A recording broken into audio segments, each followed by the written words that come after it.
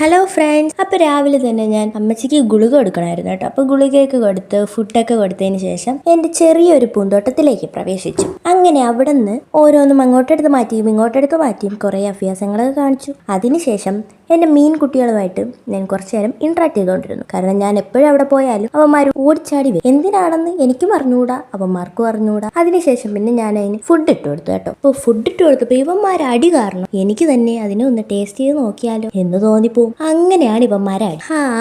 പിന്നെ കുറച്ച് അസോളയും കൂടെ ഇട്ട് കൊടുത്തു. അങ്ങനെ മീൻകുട്ടന്മാർക്ക് നല്ല സന്തോഷമായി. ഈ അസോള എന്തിനാണ് ഇടുന്നതെന്ന് എൻ്റെ അടുത്ത് ആരും ചോദിച്ചോണ്ട് വരണ്ട, എനിക്കും അറിയത്തില്ല. എല്ലാരും എന്നോട് പറഞ്ഞു ഈ അസോള എന്ന് പറയുന്ന പായല് കോഴിക്കും നല്ലതാ, മീനിനും നല്ലതാ, അതുകൊണ്ട് ഞാൻ ഇടാറുണ്ട്, അത്ര തന്നെ. ഇങ്ങനെ ഇരിക്കുകയാണ് ഞാൻ ഒരാളെ കണ്ടുമുട്ടിയത്. വേറെ ആരുമല്ല, അപ്പൂപ്പന്താടി. പിന്നെ എൻ്റെ കയ്യിൽ എന്ത് കിട്ടിയാലും അതിനെ ഞാൻ വന്ന രീതിയിൽ തന്നെ തിരിച്ചു വിടാറില്ലല്ലോ. അതിന്റെ മുക്കാൽ ഭാഗവും ഞാൻ പിച്ചി കളിക്കാറുണ്ട്. അതിന്റെ സ്ഥിരം പരിപാടിയാണ്. അങ്ങനെ ഇരിക്കെ